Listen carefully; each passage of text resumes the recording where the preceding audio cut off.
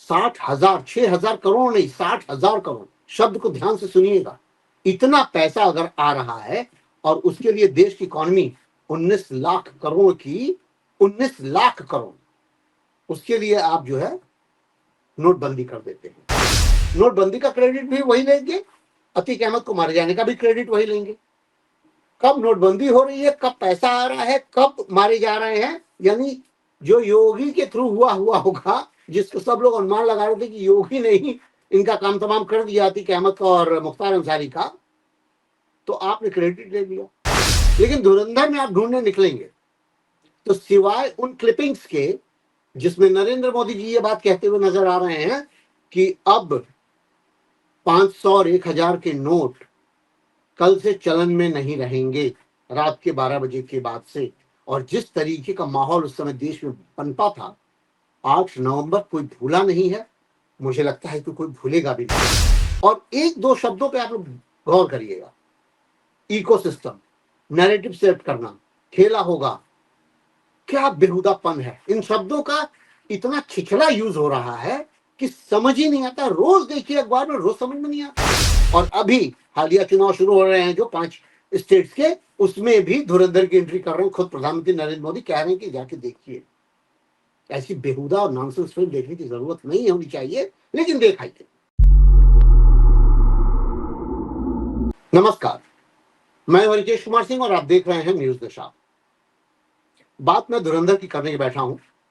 धुरंधर 1 आई, 3-4 महीने हो गए, उसको सबने देखा। मैं उस समय भी सोच रहा था कि उसको बताऊं कि फिल्म में क्या दिखाया जा रहा है और वास्तव में क्या हुआ होगा। बहुत सारी बातें हैं क्योंकि वो सब पब्लिक डोमेन में है और उस समय जर्नलिस्टिक अप्रोच में हम लोग आ चुके थे। मैं 2000 में पत्रकारिता शुरू कर चुका था अपनी, तो मुझे लगता है कि मैंने वो सारी कहानियां, सारी चीजें उस तरीके से देखी हैं जिस तरीके से अखबारों में, जैसी कि न्यूज चैनलों में चलती थी। उस समय तो न्यूज चैनल बहुत थे भी नहीं, तो बहुत जाहिर सी बात है कि न्यूज चैनल में बहुत ज्यादा उसकी मार्केटिंग हुई नहीं थी। उन सारी घटनाओं की अखबारों में बहुत ज्यादा आता था। 2005 के बाद की घटनाओं का जो जिक्र है उसमें भी हम लोग शामिल थे। मुझे तो याद है कि मैं लखनऊ में ही पोस्टेड था उस समय, और 26/11 का जब हमला हुआ था अपने देश के हिस्से पे, बॉम्बे में, उस समय हम हॉस्पिटल में थे और मेरी पत्नी को बच्चा होने वाला था, और ठीक उसके 1 हफ्ते पहले ही हुआ था और मैं हॉस्पिटल में ही था। तब तक अचानक खबर आई कि भैया ऐसी ऐसी बातें हुई हैं, आप भागिए और वॉक थ्रू और ये सब करिए, लोगों का ओपिनियन लीजिए, लोगों से जानकारी लीजिए। चूंकि लखनऊ में थे, लखनऊ आप जानते हैं कि बहुत ज्यादा गहमा गहमी वाला शहर है, मुस्लिमों का बाहुल्य क्षेत्र है वहां पर, तो जाहिर बात है कि वो सब चीजें हमें पकड़नी थी। लेकिन जब धुरंधर 2 आई, बहुत सारे रिव्यूज देखे कि भाई पिक्चर नहीं देखनी है। लेकिन अब समस्या ये है कि हम लोग जर्नलिस्ट हैं, तो पत्रकार होने के नाते मजबूरी है पिक्चर देखना।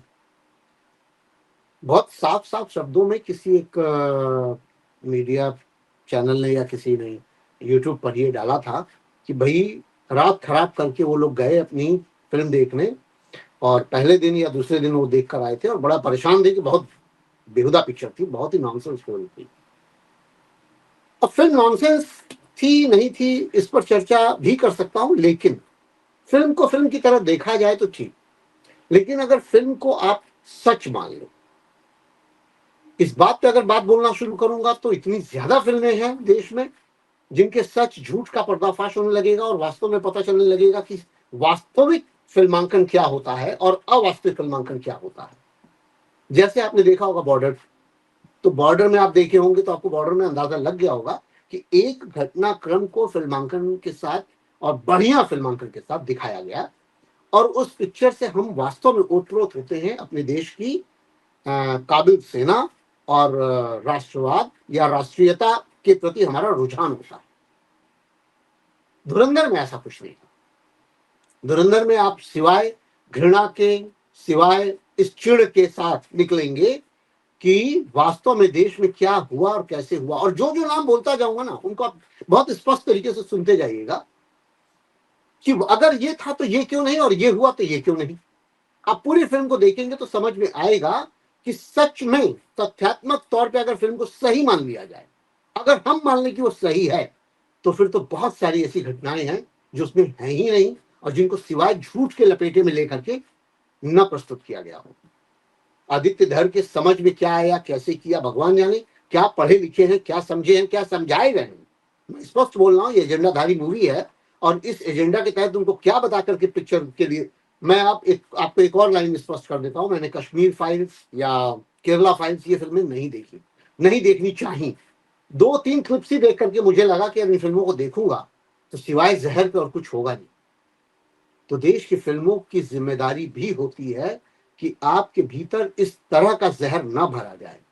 एक होती है ऐतिहासिक फिल्में जो इतिहास से रिलेटेड होती है। मान लीजिए कि गांधी, आप गांधी देखिएगा, आपको लगेगा कि फिल्म में वास्तव में क्या क्या हुआ होगा, उसमें भी सब कुछ दिखाया गया है, लेकिन वो इतिहास प्रेरित फिल्म है और इतिहास की घटनाओं को बहुत सलीके से सजाया गया है और वो घटनाएं हुई हैं।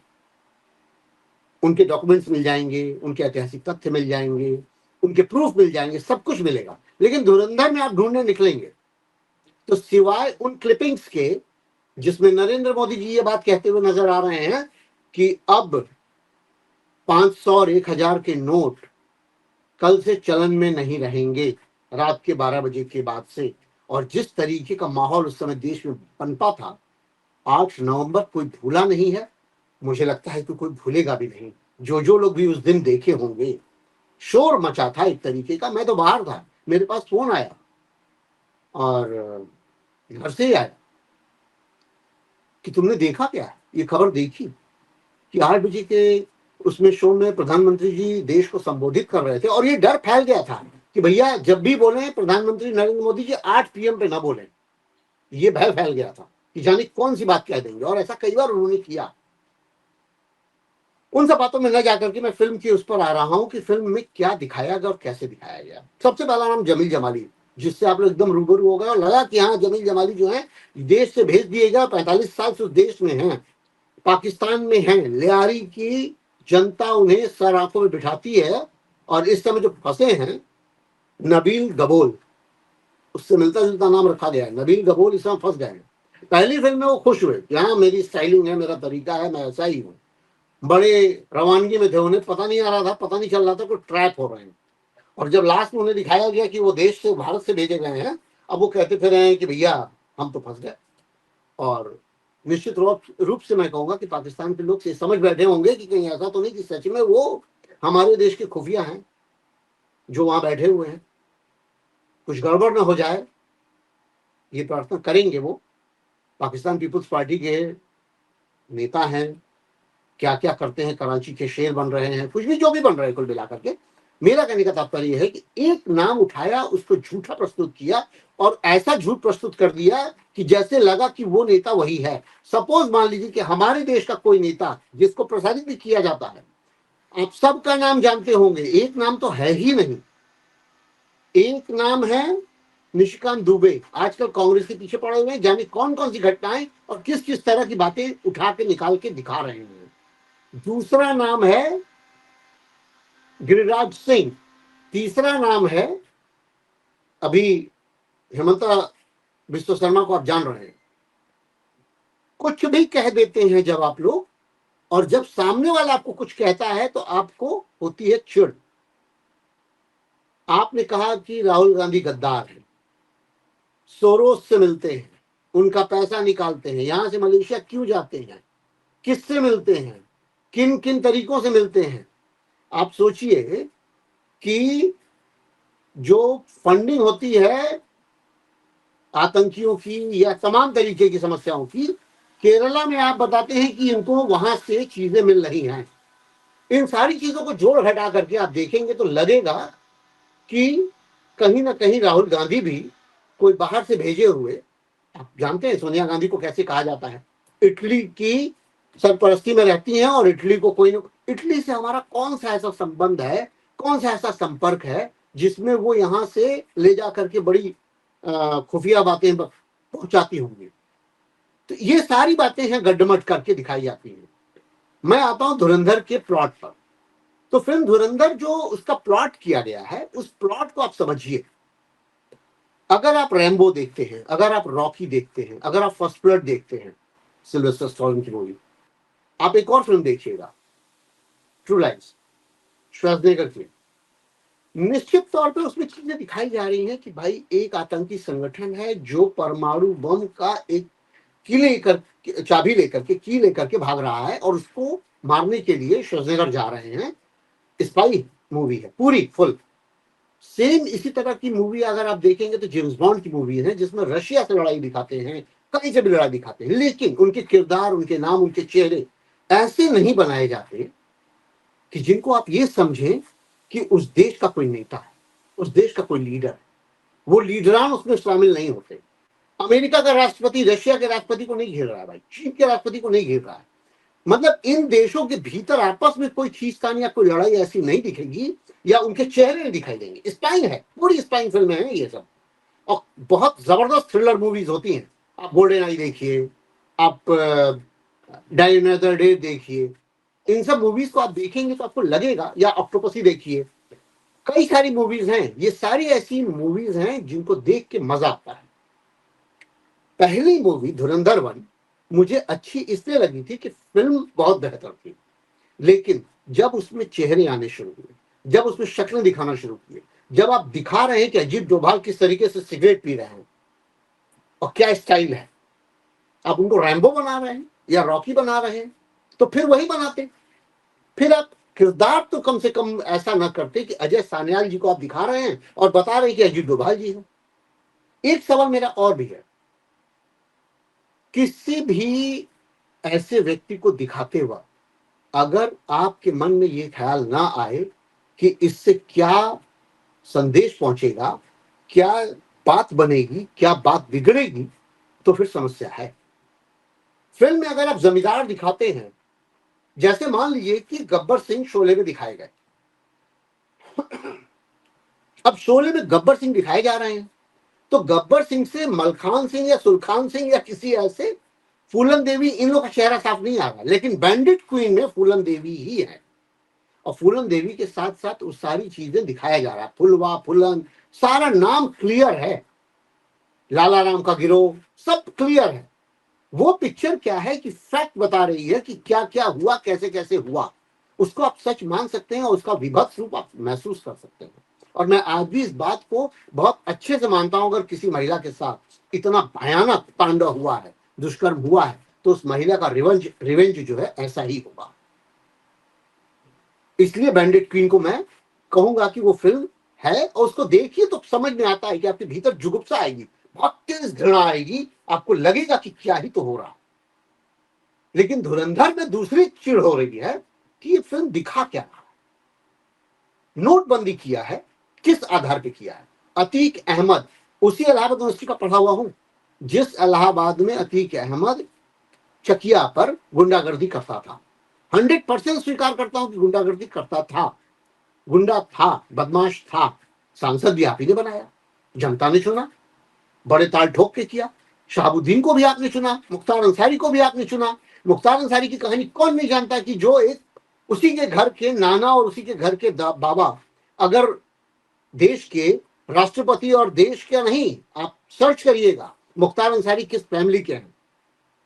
मुख्तार अंसारी के नाना ही मुख्तार अंसारी रहे हैं, और वो 1919 के पीरियड की बात बता रहा हूं, जब मुस्लिम लीग के भी अध्यक्ष थे और कांग्रेस के भी अध्यक्ष थे। ये सब बातें पब्लिक डोमेन में आ चुकी हैं, लोग देख रहे हैं, जान रहे हैं चीजें। लेकिन मुख्तार अंसारी बदमाश था, गुंडा था, हत्या में आरोपी था, खुद गुंडागर्दी करता था, AK-47 लेकर चलता था। सबको याद होगा उस डीएसपी की कहानी बनारस की, क्योंकि उस डीएसपी का इंटरव्यू भी मैंने किया हुआ है। तो आप समझिए, उसका नाम इसलिए नहीं ले रहा हूं कि सस्पेंशन का शिकार हो गए थे, मुलायम सिंह यादव की गवर्नमेंट थी, ये सारी चीजें हुई थी। मुलायम सिंह की गवर्नमेंट में ही उनके खिलाफ चार्जशीट दाखिल हो गई और डीएसपी साहब सस्पेंड हो गए। 20 साल बाद वो जाकर के अब बहाल हुए थे, बड़े रोते गाते नजर आए थे। लेकिन मैं कह रहा हूं कि अगर गुंडे को गुंडागर्दी से रोकना था तो सिर्फ एक गुंडा नहीं था भाई। हरिशंकर तिवारी का नाम आप सब जानते हैं, उस पूरे गोरखपुर क्षेत्र में कितने दबंग और कितने खतरनाक थे। वीरेंद्र शाही का नाम आप जानते हैं, जो मार भी दिए गए। श्री प्रकाश शुक्ला तो विशुद्ध गुंडा था, ये लोग नेतागिरी में लिपटे हुए थे, इन लोगों के पीछे व्हाइट कॉलर भी चीजें थी, इसलिए थोड़ा सा मामला फंसता था। अमरमणि त्रिपाठी, अमरमणि त्रिपाठी का बेटा अपनी बीवी के कत्ल में फंसा और बचा हुआ है, यानी कैसे, और फिर विधायक होता है उसी क्षेत्र से। आप सोचिए गोरखपुर का क्षेत्र कैसा है कि वहां पर इस तरीके भी गुंडे हैं। रमाकांत यादव बिल्कुल गुरेज नहीं है, भाजपा ने उनको सांसद बनाया था आजमगढ़ से, और गुंडागर्दी उनकी चरम सीमा पे थी, और सब जानते हैं कि पुलिस थाने में कैसे उन्होंने पुलिस वालों को मार दिया था। तो भाजपा ने कौन सा अपना दूध का धुला हुआ खड़ा किया था नेता? भाजपा के ही नेताओं की बात कर रहा हूं, और सबकी मैं बात करूं तो स्पष्ट तौर पे बात करूं कि फिल्म में जो जो किरदार दिखाए गए हैं, हर किरदार का स्वरूप आपको आज की तमाम गुंडे मवाली नेताओं में मिल जाएगा, जिनको चुनते हैं आप, इस देश के लोग चुनते हैं। समस्या यहां पर जनता चुनती है, चुनकर उनको बिठा देती है, सांसद विधायक बना देती है, और नेता उनको मंत्री बना देते हैं। आप हरियाणा के गोपाल कांडा का नाम जानते हैं? रेप में फंसे हुए, जिस रेप में फंसे थे वहां से उनको बरी कर दिया गया। और उस रेप की कहानी इसलिए क्योंकि उस न्यूज चैनल में भी मैं रहा हूं, काम किया हूं। मुझे हतप्रभ करता है ये सब माहौल और ये तरीके, कि मैं समझ नहीं पाता हूं कि लोगों को दिखता नहीं है, लोग देख नहीं पाते, या लोग करना क्या चाहते हैं। तो इसी तरीके की मैं धुरंधर की बात कर रहा हूं। जिस समय नोटबंदी हुई, आपको ठीक से याद होगा कि गुजरात के कोऑपरेटिव बैंक से 780 या 90 करोड़ रुपए जमा हुए थे ट्रांजैक्शन के तौर पे, और वो नोटबंदी किस लिए की गई थी अभी आपको बता देता हूं। फिल्म में भी दिखाया गया है, लेकिन फिल्म में ऐसा हल्का छू के निकल गए हैं कि इलेक्शन में क्या करने वाले हैं। 60,000 करोड़ एंट्री ले रहा है उत्तर प्रदेश में, और अतीक अहमद करवा रहे हैं, और उसके थ्रू होने वाला है क्या, उत्तर प्रदेश में इलेक्शन। और उसको लड़ेगी कौन? समाजवादी पार्टी या अन्य पार्टियां जिसमें वो हैं, कभी वो बसपा में थे, कभी सपा में थे, अतीक अहमद। मेरा कहने का मतलब ये है कि अगर 60,000 करोड़ के लिए देश को ऐसे पाखे पे लटका दिया जाएगा, जब आपके पास इंटेल हो, इंफॉर्मेशन हो, सब आपको पता हो, तो आप ये हरकत कर रहे हैं देश के प्रधानमंत्री होकर के कि भैया इंटेल आ रहा है आपके पास, 60,000 करोड़ प्रोसेस में है, एंट्री लेने वाला है नेपाल बॉर्डर से, आप उसको सील नहीं कर पा रहे, जज नहीं कर पा रहे। 60,000 करोड़ क्या किसी एक झोले में या किसी एक पॉकेट में आने वाला पैसा है? जरा सोचिए कि कितना पैसा होता होगा 60,000 करोड़। आप 5 लाख 10 लाख रुपए इकट्ठा करके जरा 500 और 1000 की नोट, या 1000 की नोट तो छोड़ लीजिए, मैं कह रहा हूं 500 के नोट ही खड़े रख करके देख लीजिए कि कितनी गड्डियां बन जाती हैं। 10-10 गड्डियां, 20-20 गड्डियां बनती हैं। तो आप सोचिए कि केवल 50,000 रुपए के लिए एक गड्डी बनेगी 500 के नोट की। और अगर आपके पास 1 करोड़ रुपए आए तो आपके पास कितनी गड्डियां होंगी? 60,000 करोड़। 60 करोड़ की बात नहीं हो रही है, 60,000, 6,000 करोड़ नहीं, 60,000 करोड़। शब्द को ध्यान से सुनिएगा। इतना पैसा अगर आ रहा है, और उसके लिए देश की इकोनॉमी 19 लाख करोड़ की, 19 लाख करोड़, उसके लिए आप जो है नोटबंदी कर देते हैं, और देश की जनता हलकान हो जाती है। अगर याद नहीं है तो फिर से याद करिए, कितने लोग मरे थे, लाइनों में खड़े होकर मरे थे, और खुद नरेंद्र मोदी जी ने अपनी बूढ़ी माँ को खड़ा कर दिया था, 90 साल की माँ को, ये दिखाते हुए कि भैया उनकी माँ भी लाइन में खड़ी है। क्या अजीब मजाक करके रखा हुआ है देश का। और अभी हालिया चुनाव शुरू हो रहे हैं जो 5 स्टेट्स के, उसमें भी धुरंधर की एंट्री कर रहे हैं। खुद प्रधानमंत्री नरेंद्र मोदी कह रहे हैं कि जाके देखिए। ऐसी बेहुदा और नॉनसेंस फिल्म देखने की जरूरत नहीं होनी चाहिए, लेकिन देखाइए। मैं तो कह रहा हूं देखाइए, क्या होगा? 2,000 करोड़ की फिल्म ही तो होगी, 2,000 करोड़ ही तो कमाएगी। इस देश के लिए इतनी बड़ी कीमत नहीं है। अब दिखाइए, लेकिन आपको देखना चाहिए, सहजता से समझते हुए देखना चाहिए, स्पष्ट देखना चाहिए कि फिल्म में क्या है क्या नहीं है। और खतरनाक बात सुनिए, धुरंधर के किरदार मजारी पाकिस्तान में जा करके जो कर रहे हैं, और जिस तरीके से कर गुजरे हैं, वहां से जब लास्ट की सीन आप देखेंगे तो आपको लगेगा कि पूरे, मुझे तो हंसी आ रही थी कि भैया इतना पेट्रोल काहे जला दिए, वो खींच लाए होते। जब इतनी ताकत पहुंची गई थी आपको, जब इतने ताकतवर आप हो ही गए थे कि आप दाऊद इब्राहिम से भी मिल रहे हैं, और दाऊद इब्राहिम से आज तक आपको पता नहीं है, फिल्म में दिखा दिया। लेकिन उस पेट्रोल के पूरे ट्रेन को आप खींच लाते तो देश में कुछ पेट्रोल कायदे का हो जाता। भाई बहुत सारे टैंकर धू धू करके जलते चले जाते हैं। उसी में सीन है, एलपीजी के सिलेंडर फोड़ दिए हैं। अरे क्यों फोड़ दिए यार? हमको तो लग रहा है इस समय क्राइसिस है, फोड़ना नहीं चाहिए था, ये काम नहीं करना चाहिए था। फिल्म में डिस्क्लेमर आता है, इस फिल्म को फिल्म की तरह देखिए, फिल्म में ये नहीं है, फिल्म में वो नहीं है, तो फिल्म में है क्या? फिर प्रधानमंत्री नरेंद्र मोदी क्यों कह रहे हैं फिल्म देखिए? अगर फिल्म में वास्तविकता नहीं है, अगर फिल्म फिल्म जैसी है, तो फिल्म को फिल्म ही रहने दो यार। फिल्म को ऐसा क्यों बताने की कोशिश कर रहे हो कि तुम ऐतिहासिक तथ्यों को दिखा रहे हो? एक स्टाइल है फिल्म को दिखाने का, टप टप टप टप टप टप करके टाइपराइटर की आवाज आती है, डेट छप जाती हैं, हो जाती है। आप फिल्म देखिएगा रोजा, रोजा भी एक प्लॉट पे आधारित था। रोजा फिल्म में भी एक प्लॉट था, 1996 की फिल्म थी संभवतः, और उसी समय जब आई थी तभी देख लो क्या फिल्म थी। अगर कोई चीज दिखाई गई थी तो उसमें आपको याद होगा कि उसमें महबूबा मुफ्ती की सिस्टर का किडनैपिंग होती है, और उसमें भी वही कहानी थी कि किडनैपिंग के बाद उसको छुड़ाने के लिए बहुत सारे प्रोसेस किए जाते हैं, लेकिन उसमें महबूबा मुफ्ती की बहन को किडनैप होते नहीं दिखाया है। उसमें एक इसरो या डीआरडीओ का, याद नहीं है फिल्म में, जो भी अरविंद स्वामी, वो एक साइंटिस्ट है, अब वो जाता है कश्मीर, वहां पे उसका किडनैप हो जाता है। नई नवीली शादी है, उसको बचाने के लिए उसकी पत्नी जीन जाल पूरी जान लगा देती है, और आ करके दिल्ली से ले करके तमाम सचिवालयों में, तमाम एम्बेसीज में घुस घुस करके लड़ने की कोशिश करती है कि उसके पति को बचाया जाए। फिर किसी तरह से वो सिचुएशन संभलती है और बच जाते हैं उनके पति। लेकिन फिल्म में ध्यान दीजिएगा कि किसी आतंकी को छोड़ने की कहानी उसमें नहीं स्टैब्लिश की गई। ये नहीं बताया जा रहा है कि किसी आतंकी को छोड़ा गया, किसी को किसी से छोड़वाने या पकड़ने की जो है एक डीलिंग होती है, वो सब चीजें नहीं दिखाई गई हैं। लेकिन हाँ, उस फिल्म में ये बात स्टेब्लिश की गई है कि एक सामान्य इंसान की क्या कीमत है और एक मंत्री या मुख्यमंत्री या बड़े अधिकारियों के बच्चों की क्या कीमत है, इस कीमत के अंतर को दिखाया गया है। और आज ही अखबार में आप देखेंगे कि देश में गरीब और अमीर के बीच की खाई बढ़ रही है। आज तक पर ही बोलते हुए पाए गए थे नरेंद्र मोदी जी पिछले 2019 के चुनाव से पहले, 2024 के चुनाव के समय में, कि सवाल पूछा गया था कि खाई बढ़ रही है, तो बोले तो क्या चाहते हैं कि देश के सारे लोग गरीब हो जाएं? अमीर और गरीब की खाई बढ़ रही है, ये सवाल था, और सवाल का उत्तर ये था कि क्या चाहते हैं कि सारे देश के लोग गरीब हो जाएं? यानी आप ये चाह रहे हैं कि कुछ लोग अमीर हो जाएं। शब्दों को ऐसे ही बोला जाता है। तो प्रधानमंत्री मोदी जी की मंशा, उसके अलावा देश में जो चल रहा है उसको देखने की कोशिश करिएगा। इस फिल्म के बारे में अगर बोलना शुरू करूंगा तो अभी पूरी शाम हो जाएगी और बोलता चला जाऊंगा। मुझे नहीं लगता कि इस फिल्म में कुछ भी ऐसा है जिसको, जरवारी तो आसिफ अली जरदारी, बेनजीर भुट्टो उनके पति, इसके बाद आते हैं आपके नवाज शरीफ, वो भी दिखाई देते हैं। सबकी शक्ल आपने फिट कर रखी है, जो करेक्टर आप दिखाना चाह रहे हैं उनकी शक्ल वैसी ही दिखा रहे हैं।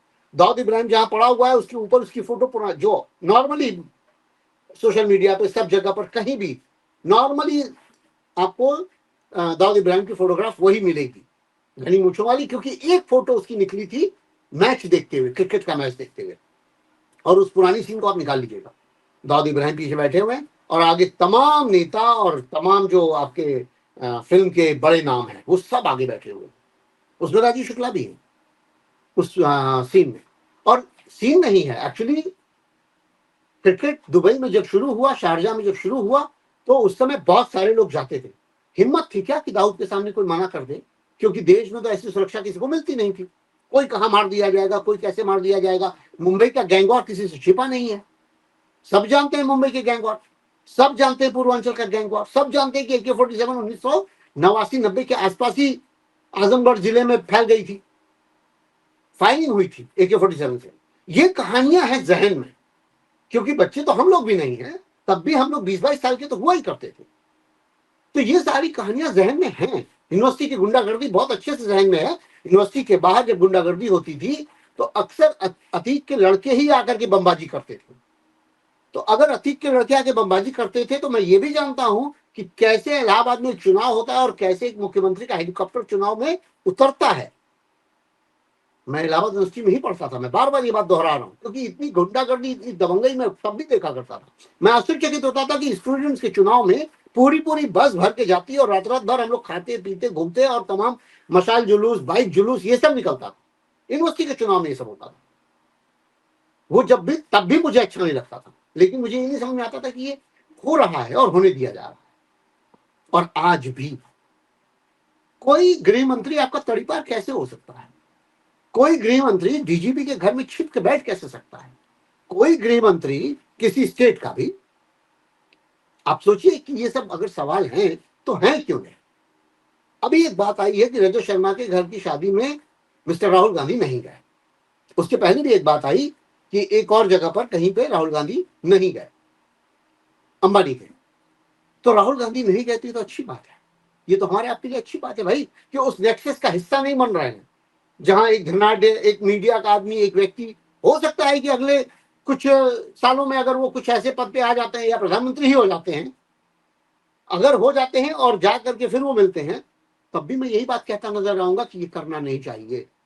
देश के नेताओं को शुचिता का सबसे ज्यादा ध्यान रखना होता है, जो कि खत्म होता गया है और बीते सालों में ये खत्म होके नेस्तनाबूद हो गया है।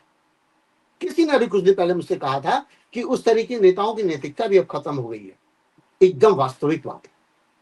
आप 1947 के नेताओं की पूरी लिस्ट निकाल लीजिए, राष्ट्रपति तक वो नहीं है जो आज के राष्ट्रपति हैं। बुरा लगे या भला, जेल मिले या ना मिले, उससे कोई मुझे फर्क नहीं पड़ता, लेकिन द्रौपदी मुर्मू क्या करती हैं, रामनाथ कोविंद क्या किए हैं, हर आदमी जानता है। ज्ञानी जैल सिंह जैसा व्यक्ति भी राजीव गांधी के एक वो था पोस्टल कुछ चेंज था, याद नहीं आ रहा मुझे, हाँ, लेकिन डाक विभाग से रिलेटेड कोई बात थी और उस पर पॉकेट वीटो लगा दिया था ज्ञानी जैल सिंह ने। तो कहने का मतलब ये है कि उतनी गिरी हालत में, जिनको ज्ञानी जैल सिंह को कहा जाता है कि कांग्रेस के पिट्ठू थे, बावजूद इसके उन्होंने ये काम किया और करके दिखाया।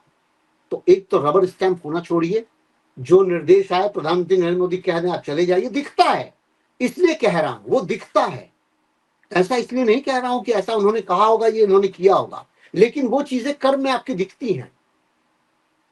क्या है, कुछ भी चल रहा है देश में। हेमंत विश्व शर्मा बंदूक लेकर के अगर किसी टोपी और दाढ़ी वाले को निशाना लगा के कह रहे हैं, क्या चाह रहे हैं हेमंत विश्व शर्मा? देश में एक अलग तरीके का स्थिति गुजर जाए कि लोग चिढ़ जाएं, घोर एकदम खतरनाक हो जाए, क्या चाह रहे हैं?